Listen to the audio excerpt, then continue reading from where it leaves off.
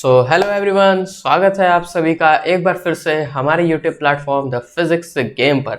मैं Parth Shrivastava, currently enrolled in Banaras Hindu university, स्वागत करता हूं हमारे इस बेहतरीन से ऑनलाइन प्लेटफॉर्म पर, जहां पर हम आपके लिए स्टडी रिलेटेड कंटेंट प्रोवाइड करते रहते हैं, जहां पर मैं आपको पढ़ाता हूं क्लास 12th की chemistry according to NCERT and various other concepts. तो आज का जो वीडियो हमारा होने वाला है ये बहुत इंपॉर्टेंट होने वाला है, क्योंकि आज हम सॉल्यूशंस चैप्टर का लास्ट टॉपिक यहाँ पर कवर अप करने वाले हैं, जो कि आपका यहाँ पर है वेंट हॉफ फैक्टर और एबनॉर्मल मोलर मास। तो एक मिनट रुकिए, मैं पेन का कलर एक बार पहले चेंज कर लेता हूँ ताकि आप लोगों को यहाँ पर कोई दिक्कत ना हो इसमें। तो देखिए, एबनॉर्मल मोलर मास और वेंट ऑफ फैक्टर हमारे सॉल्यूशंस चैप्टर का यहाँ पे लास्ट पार्ट आज होने वाला है, जिसको हम पूरी तरीके से यहाँ पर खत्म कर देंगे। इसके बाद आपको सॉल्यूशंस चैप्टर में और कोई भी कंसेप्ट या टॉपिक यहाँ पर बचा नहीं मिलेगा, और अगर कुछ बचा होगा तो आप मुझे कमेंट सेक्शन में बता सकते हैं।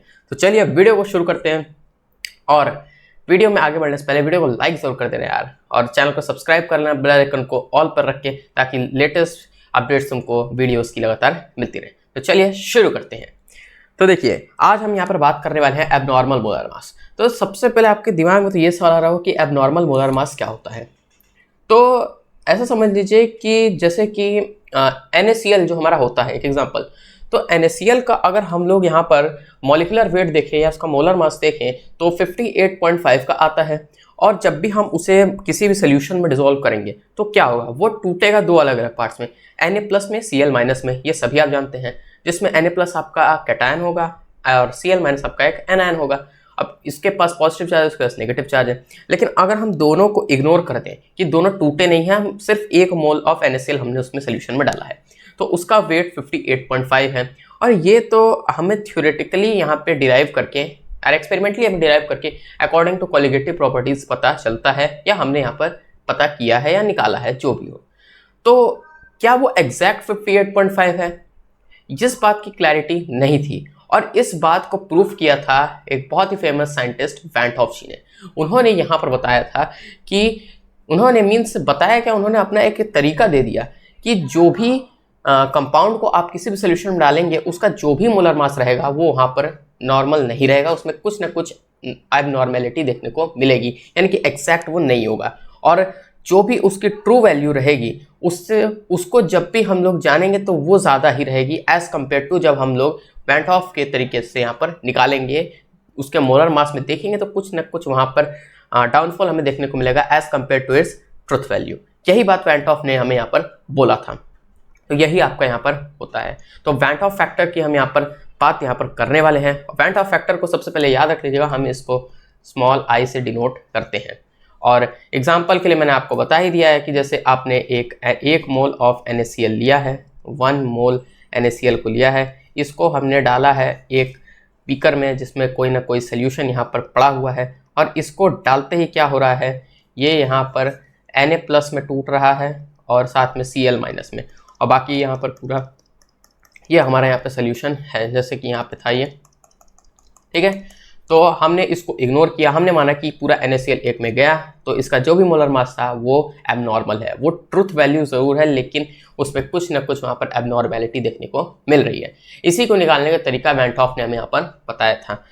तो वेंट हॉफ फैक्टर की अब हम लोग यहाँ पे बात करने वाले हैं। तो सबसे पहले वेंट हॉफ ने जो हमें तरीका दिया था, वो हम यहाँ पर कई बुक्स में ऐसा है कि यहाँ पर कुछ ना कुछ गलतियाँ, डिफरेंस हमें देखने को मिलती है, लेकिन जो एग्जैक्ट फॉर्मूला जो यहाँ पे लगता है निकालने के लिए, वो हम NCERT के बेसिस पे यहाँ पे बात करेंगे, क्योंकि NCERT ही हमारा यहाँ पर मेन है। NCERT से ही सब कुछ यहाँ पर आपका आता है। तो NCERT के बेसिस पे अगर हम देखें तो यहाँ पे बात करिए कि 1880 में वेंट हॉफ ने एक आई फैक्टर इंट्रोड्यूस किया था अपने नाम पर, जिसे हम वेंट हॉफ फैक्टर यहाँ पे कहते हैं, to account for the extent of dissociation और एसोसिएशन। अब ये एसोसिएशन डिसोसिएशन क्या होता है, तो एसोसिएशन डिसोसिएशन का मतलब होता है कि कोई भी जो आपने NaCl उसमें डाला वो कितना बढ़िया, कितना अच्छे से डिसोसिएट हुआ, या उसकी एसोसिएशन क्या है उस गिवन सोल्यूशन में, इस बात पे हम अभी बात करेंगे। तो एसोसिएशन डिसोसिएशन यहाँ पे दो चीज़ें होता है, जब आप किसी भी सल्यूट को जब एक सोल्यूशन में डालते हैं तो उसका एसोसिएशन या तो होता है या तो उसका डिसोसिएशन होता है, उसी के बेसिस पे हमें उसका नॉर्मल और एबनॉर्मल मोलर मास पता चलता है। तो सबसे पहले हम इसके फॉर्मूला की यहाँ पे बात करते हैं। 3 तरीके के फॉर्मूला यहाँ पे आपके NCERT में दिए हुए हैं। सबसे पहले देखिए, सबसे पहले आई निकालने का तरीका होता है कि normal molar mass upon abnormal molar mass, abnormal molar mass. अब ये नॉर्मल एबनॉर्मल मोलर मास में क्या बात है? तो देखिए, नॉर्मल का मतलब जो पहले से एक्सपेरिमेंटली डिटरमाइंड उसकी जो भी वैल्यू आई हुई है, अपॉन जब हमने वैन हॉफ के तरीके से वैन हॉफ के आई फैक्टर को लगा के जब हमने वहाँ पे निकाला। ये आई क्या होता है सर?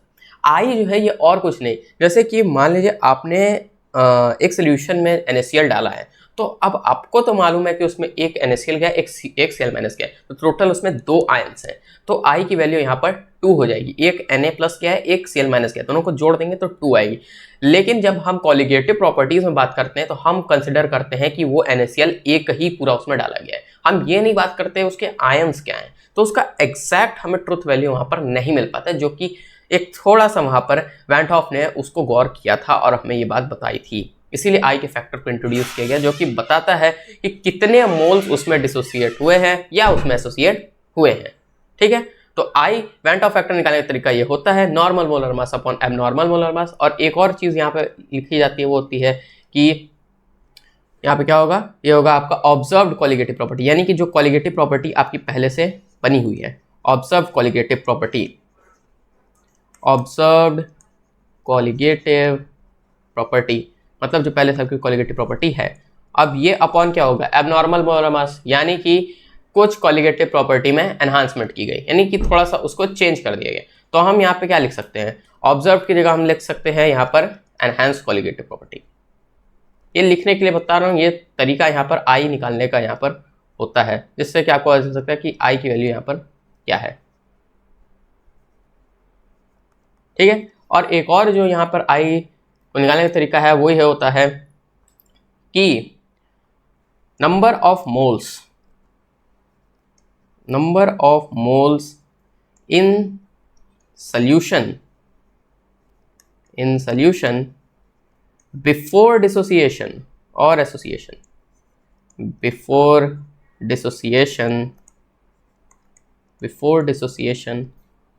और एसोसिएशन। अब अगर ये बात क्या हुई है कि आयंस जब गए सोल्यूशन में तो उनके डिसोसिएट या एसोसिएट होने से पहले अपॉन क्या होगा, बाद में क्या हो रहे हैं, वो डिसोसिएट या एसोसिएट हो जाएंगे। तो ये एग्जैक्ट सेम वर्डिंग हम लिखेंगे, in number of moles in solution, अब बिफोर यानी कि पहले, अब हो गया तो मतलब आफ्टर, तो अभी क्या हो जाएगा, number of moles in solution after dissociation और एसोसिएशन, आफ्टर डिसोसिएशन और एसोसिएशन, आफ्टर डिसोसिएशन और एसोसिएशन। तो ये होते हैं आपके 3 तरीके जिससे आप वैन हॉफ फैक्टर यानी आई को डिटरमाइन कर सकते हैं। तीनों का मतलब एक ही है, बस ये लिखने के तरीके थोड़े यहाँ पे डिफरेंट हैं, तो वो बस आपको यहाँ पर याद होना चाहिए। वैसे तरीका तो एक ही होता है, ये सारे का मिला के तरीका एक ही है निकालने का। ओके, अब यहाँ पे हम बात कर लेते हैं दो टॉपिक्स की, जो कि आपका एक है आपका यहाँ पे एसोसिएशन और एक होता है आपका डिसोसिएशन। वैन हॉफ फैक्टर के टर्म्स में अगर बात है तो ये हो जाएगा आपका डिसोसिएशन। याद रखिएगा, एसोसिएशन जब भी आपका होगा, एसोसिएशन यानी कि जब भी आपके नंबर ऑफ मोल्स उस सोल्यूशन में जब एसोसिएट होंगे, करीब आएंगे, तो क्या होगा, वहां पर वैन हॉफ फैक्टर की जो वैल्यू रहेगी वो 1 से कम हो जाएगी, यानी कि I is always less than 1 when number of moles gets associated in a solution. जब भी वो वहां पे एसोसिएशन होगा हमेशा उसकी वैल्यू 1 से कम ही आएगी। और दूसरा होता है डिसोसिएशन। अब इसमें क्या है कि इसमें दूर जाना, यानी कि एक दूसरे के करीब नहीं आना, तो डिसोसिएट ये हो गया अलग अलग। तो इसमें क्या होगा, आई की जो वैल्यू रहेगी वो हमेशा 1 से ज़्यादा आएगी, क्योंकि 1 से ज़्यादा फॉर्म में वो हमारे सोल्यूशन प्रेजेंट रहेंगे डिसोसिएट होने के बाद, तो ऑब्वियस है कि उसकी वैल्यू 1 से ज़्यादा रहेगी। अब यहाँ पे 2 बातें और देखने को मिलती है, वो पूछ देता है कि यहाँ पे डिग्री ऑफ एसोसिएशन और डिग्री ऑफ डिसोसिएशन यहाँ पर पूछ देता है। तो इसका कोई बहुत ज़्यादा यहाँ पर डेफिनेशन से मीनिंग मतलब नहीं है, आपको सिर्फ जो यहाँ पे चीज़ याद रहनी चाहिए वो यहाँ पर होता है इसका फॉर्मूला से सवाल यहाँ पर बनते हैं। फॉर्मूला मैं आपको यहाँ पे बता देता हूँ, फिर आप उस बेसिस पे समझ जाएंगे कि हम यहाँ पर एसोसिएशन या डिसोसिएशन की डिग्री को कैसे कैलकुलेट करते हैं। तो एसोसिएशन, डिग्री ऑफ एसोसिएशन निकालने का जो तरीका होता है, इसको सबसे पहली बात तो याद रखिएगा, चाहे डिग्री ऑफ डिसोसिएशन हो चाहे डिग्री ऑफ एसोसिएशन हो, दोनों को अल्फा से ही हम लोग यहाँ पे रिप्रेजेंट करते हैं। और एसोसिएशन में क्या होता है, अल्फा को निकालते हैं, alpha is equals to i minus 1 upon 1 minus 1/n। तो इस तरीके से हम डिग्री ऑफ यहाँ पर एसोसिएशन निकालते हैं। i का वैल्यू जो रहेगा वो आपका वेंट ऑफ फैक्टर रहेगा, जितने मोल्स डिसोसिएट हो रहे हैं, और n जो रहेगा वो वहाँ पर जो आएगा वहाँ पे वैल्यू, यानी कितने फॉर्म्स में वो टूटा है, वो चीज़ वहाँ पर आपको वो बताएगा। एसोसिएशन यहाँ पर होता है ज़्यादातर, लेकिन एसोसिएशन सवाल जल्दी आपके नहीं आते हैं, लेकिन आपको फॉर्मूला वहाँ पर याद रखना चाहिए, क्योंकि इससे सवाल बनने के चांसेस कम तो है, लेकिन आपको आना चाहिए, बस इतना समझ लीजिए। और जो डिग्री ऑफ डिसोसिएशन होता है, अब डिग्री ऑफ डिसोसिएशन का जो फॉर्मूला बनता है वो होता है alpha is equals to i minus 1 upon i minus 1, और ये हो जाएगा आपका n माइनस 1। ये आपका यहाँ पर डिग्री ऑफ डिसोसिएशन निकालने का तरीका होता है।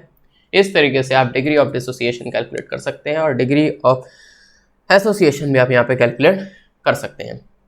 तो इतनी ही बातें आपके एसोसिएशन डिसोसिएशन के एस्पेक्ट से इंपॉर्टेंट है आपके लिए, चाहे बोर्ड से रिलेटेड हो, CUT रिलेटेड हो, या कोई भी एग्जाम से रिलेटेड हो। इससे ज़्यादा चीज़ें आपके लिए इस टॉपिक से नहीं बनेगी। मेजर जो बनता है इससे, वो यहाँ पर आपको पूछता है कि वेंट ऑफ फैक्टर की वैल्यू बताओ कितनी होगी, और उसको फिर यहाँ पर एक ऑर्डर में लगाओ, चाहे असेंडिंग या डिसेंडिंग में। तो वो यहाँ पे आपको चाहिए। मैं अभी एक एग्जांपल देख के आपको यहाँ पर बताऊंगा, ठीक है। तो अब हम यहाँ बढ़ते हैं आगे। अब यहाँ पर कॉलिगेटिव प्रॉपर्टीज में वेंट ऑफ फैक्टर का यहाँ पे जब इंट्रोडक्शन हुआ, तो यहाँ पर क्या हुआ कि कुछ न कुछ यहाँ पर कॉलिगेटिव प्रॉपर्टीज में यहाँ पे चेंज देखने को मिला। और चेंज कोई बहुत ज़्यादा बड़ा डिफरेंस नहीं था, जो भी कॉलिगेटिव प्रॉपर्टीज आपकी थी, बस वहाँ पर एक वहाँ पर आई वहाँ पर इंट्रोड्यूस होकर आगे मल्टीप्लाई में लग गया, बस इतना हुआ था। तो सबसे पहला जो आपका था relative lowering in vapour pressure, relative lowering in vapour pressure, relative lowering in vapour pressure. तो यहाँ पर जैसा आपने पढ़ा था, पुरानी कॉलिगेटिव प्रॉपर्टी क्या थी, ये थी आपका P not minus P upon P not equals to chi B. अब क्या हुआ, वेंट ऑफ फैक्टर का टर्म जैसे इंट्रोड्यूस हुआ, ताकि हमें यहाँ पर एसोसिएशन और डिसोसिएशन के बारे में पता चल सके, तो बस ये आई जो था वो यहाँ पे आगे मल्टीप्लाई में लग गया, और फिर ये बन गया P not minus P upon P not equals to i times chi B. बस इस आई का टर्म यहाँ पर काई बी से यहाँ पर मल्टीप्लाई हो गया, और फिर जाके हमारा ये एनहांस्ड कॉलिगेटिव प्रॉपर्टी यहाँ पे बन गया, जो इसमें चेंज यहाँ पर ला रहा है, बता रहा है कि डिग्री कि यहाँ पे डिसोसिएशन या एसोसिएशन कितना हो रहा है। ऐसे ही बाकी सारी प्रॉपर्टीज में भी हुआ है। जैसे कि अगर हम लोग दूसरी प्रॉपर्टी की बात करें, तो दूसरी आपकी यहाँ पर है elevation in boiling point, elevation in boiling point. मैंने आपको पहले भी बताया हुआ, पिछली वीडियो में मैंने आपको बता दिया था कि बॉइलिंग पॉइंट हो, वेपर प्रेशर हो, फ्रीजिंग पॉइंट हो, इन सब में क्या डिफरेंस है। मैंने आपको एक रिलेशन के थ्रू बताया था, अगर आपको याद होगा तो आपके लिए बहुत अच्छी बात है। तो अब यहाँ पे क्या करना है, बस जैसे हमने यहाँ पे पढ़ा था delta TB is equals to KB times molality होता है, बस आई का टर्म यहाँ पे आगे लग गया, और ये बन गया delta TB is equals to i times KB times molality. तो ये आपकी कॉलिगेटिव प्रॉपर्टी में चेंज देखने को मिला जब went Hoff factor term introduce हो गया। ऐसा ही दूसरी प्रॉपर्टीज में भी हुआ। जैसे तीसरी प्रॉपर्टी जो आपकी थी वो थी आपकी depression in freezing point, depression in freezing point, depression in freezing point, depression in freezing point. तो डिप्रेशन इन फ्रीजिंग पॉइंट का जैसे फॉर्मूला था delta TF is equals to KF times molality, i का टर्म इंट्रोड्यूस होते ही ये बन गया delta TF is equals to IKFM। I का टर्म यहाँ पे आगे लग गया, और ये फिर हमारे यहाँ पे एनहांस हो गया। और जो चौथी प्रॉपर्टी थी आखिरी, वो थी हमारी यहाँ पर ऑस्मोटिक प्रेशर की। अब ऑस्मोटिक प्रेशर जो है वो यहाँ पर आपका क्या हो जाएगा, ऑस्मोटिक प्रेशर में हमने पढ़ा था pi is equals to CRT होता है बस, और यहाँ पे आई का टर्म लगने से हो गया ICRT। सारी कॉलिगेटिव प्रॉपर्टी आपको याद होनी चाहिए। बस जब वहाँ पे डिसोसिएशन या एसोसिएशन की बात हो जाएगी तो बस आपको कुछ नहीं करना, बस एक आई का टर्म वहाँ पे लगा देना है। तो इस तरीके से आपकी colligative property went Hoff factor के रिलेशन के साथ ये एनहांस होकर यहाँ पे बन गई। इतनी सी बात जो थी वो आपके यहाँ पर वेंट ऑफ फैक्टर में है। अब यहाँ पर एक एग्जाम्पल के थ्रू समझ लेते हैं कि वैन ऑफ फैक्टर यहाँ पे निकालने के लिए जब पूछता है तो वहाँ पर हम क्या कर सकते हैं। तो देखिए डिसोसिएशन या एसोसिएशन जो भी आपका होगा, देखिए चाहे वो डिसोसिएशन हो रहा हो, चाहे आपका एसोसिएशन हो रहा हो, ज़्यादा से ज़्यादा मैक्स टू मैक्स जो आपकी आई की वैल्यू इनमें आती है वो ज़्यादा से ज़्यादा आपकी 1, 2, 3, 4 और 5, इससे ज़्यादा आपकी नहीं आएगी। आपके सिलेबस में बस इतने तक ही मैक्सिमम आने के चांसेस हैं। उसके आगे अगर होगी तो ज़्यादा से ज़्यादा ये 6 या 7 तक जा सकते हैं, लेकिन उससे आगे ये नहीं जाएगी, क्योंकि इससे आगे का टर्म बहुत बड़ा हो जाएगा, जो कि फिर वैन ऑफ फैक्टर जो है वो ज़्यादा बड़े डिसोसिएशन या एसोसिएशन को निकालने के लिए यूज़ नहीं किया जाता है। तो याद रखिएगा, मैं आपको यहाँ पे कुछ एग्जांपल्स बताया, जैसे कि आपका ग्लूकोज होता है, ग्लूकोज हो गया, सुक्रोज हो गया या यूरिया हो गया और बहुत सारे। तो इनका जो हमेशा डिग्री ऑफ डिसोसिएशन या एसोसिएशन, इनका हमेशा जो भी होगा ये कभी भी नहीं, ना तो डिसोसिएट हो सकते हैं ना तो एसोसिएट हो सकते हैं जब भी आप इसको किसी भी सोल्यूशन में डालोगे। तो अगर ये डिसोसिएट भी नहीं हो सकते हैं, एसोसिएट भी नहीं हो सकते हैं, तो इसका मतलब इनकी आई की वैल्यू हमेशा 1 रहेगी। आई की वैल्यू तभी बढ़ती है जब वो दो अलग अलग फॉर्म्स में, 3 अलग अलग फॉर्म्स में टूट के जाएं।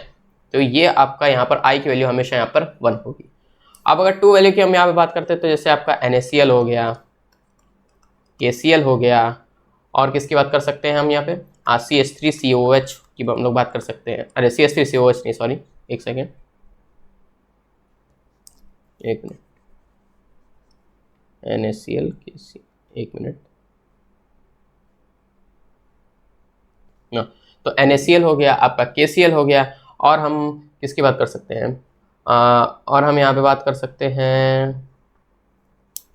तो इतनी और भी एग्जांपल्स यहाँ पे हो सकते हैं, लेकिन इनका जो आई का वैल्यू रहेगा वो 2 आएगा। अब आई का वैल्यू 2 क्यों आएगा, क्योंकि सोल्यूशन में जाके ये Na+ में टूटेगा, ये और Cl- में टूटेगा, ये यहाँ पे K+ में टूटेगा, ये Cl- में टूटेगा। तो एक ये Na+ है और एक यहाँ पे Cl+ है, तो इन दोनों का जब हम यहाँ पे एड अप सम अप करेंगे तो हमें जाके यहाँ पे आई की वैल्यू 2 मिल जाएगी। अब इससे आगे की और भी यहाँ पे होती हैं, अगर हम देखें तो जैसे कि यहाँ पे हम बात करते हैं, एक होता है आपका Na2SO4, एक होता है आपका K2SO4 और एटसेट्रा, और भी बहुत सारे होते हैं। तो अब यहाँ क्या होगा, यहाँ पर जो आपकी आई की वैल्यू है वो आपको 3 मिलेगी। अब कैसे 3 मिलेगी, क्योंकि यहाँ पर ये SO4, अब याद रखिएगा ये जो 2 यहाँ पर नीचे रहेगा, यहाँ जो 2 नीचे रहेगा यानी कि ये चला जाएगा इसके पावर में SO4 के, तो ये SO42 माइनस बन जाएगा। यहाँ पे देखिए ये Na2SO4 है, जब इसको सोल्यूशन में डाल के तोड़ोगे क्या होगा, ये यहाँ पर Na+ में टूटेगा, ये यहाँ पे 2Na+ हो जाएगा और यहाँ पे SO42 माइनस हो जाएगा। मतलब कि यहाँ पे देखो 2 ठो Na है, 1 ठो SO4 है, बस क्या है ये 2 जो गया है इसके पावर में हो गया है और यहाँ जो 1 है वो इसके पावर में यहाँ पे चला गया, +1 हो गया है। तो 2 यहाँ पे Na मिल गया और 1 यहाँ पे SO42 माइनस मिल गया। अब इन दोनों का सम किया तो हमें कितना मिला, 3, और यही जो 3 है यही हमारा आई की वैल्यू यहाँ पर वैन ऑफ फैक्टर की वैल्यू है। वही सेम काम हमें K2SO4 में भी करना है। K2SO4 में भी क्या होगा, K2SO4 में बस ये टूटेगा तो ये क्या हो जाएगा K2+, यानी कि 2K2+ हो जाएगा और प्लस ये SO42 माइनस हो जाएगा, यानी एक ये SO42 मिल गया और 2 ठो हमें यहाँ पे K मिल गया, तो ये 2 + 1 = 3। तो ऐसे ही हमें यहाँ पर आई की वैल्यू और आगे निकल के आती रहेगी। और एग्जाम्पल्स आप चाहें तो देख सकते हैं, और भी एग्जाम्पल्स आपको हर जगह यहाँ पर मिल जाएंगे। तो बस आज की वीडियो के लिए इतना ही। और अगर इसी का असेंडिंग और डिसेंडिंग ऑर्डर भी इसका पूछ देता है, तो अगर डिसेंडिंग लिखना हो तो बड़े से छोटा होगा, यानी कि 3, 2, 1, और अगर असेंडिंग लिखोगे तो ये हो जाएगा 1, 2 और 3। तो ये इसका असेंडिंग और डिसेंडिंग ऑर्डर यहाँ पे। तो इस तरीके से हमारा सॉल्यूशंस चैप्टर अब यहाँ पे खत्म हो चुका है। उम्मीद है आपको इस चैप्टर के हर एक कंसेप्ट, हर एक टॉपिक समझ में आए होंगे, आपको अच्छा लगा होगा। तो हमें बताइएगा कमेंट करके कि आपको कैसा लगा और हम क्या क्या और चेंजेस कर सकते हैं जिससे कि आपके लिए और ये इन्फॉर्मेटिव कंटेंट आपके लिए यहाँ पर लगातार आते रहें। तो अब सॉल्यूशंस चैप्टर का अब आपका यहाँ पे पूरी तरीके से खात्मा ही हो चुका है, कह सकते हो। जितने टॉपिक्स है सब कवर अप हो गए। अगर कोई टॉपिक नहीं समझ में आया तो वीडियो को पीछे करके एक बार फिर से देख लो, और ज़्यादा जानकारी के लिए NCERT और फर्दर बुक्स को भी यहाँ पे रिकॉग्नाइज या पढ़ सकते हो, तो आपको यहाँ पे समझ में आ जाएगा। तो अब इस वीडियो को हम खत्म करते हैं, मिलते हैं हम अपने एक नए वीडियो में जहाँ पे हम स्टार्ट करेंगे अपने दूसरे चैप्टर इलेक्ट्रोकेमिस्ट्री को, और वहाँ पर फिर हम देखेंगे कि वहाँ पे और क्या क्या यहाँ पे हमें टॉपिक्स और कंटेंट देखने को मिल सकता है। हम मिलते हैं फिर एक नए वीडियो में, तब तक के लिए take care, good bye, love you, all the best, and like the video and subscribe the channel by pressing the bell icon for latest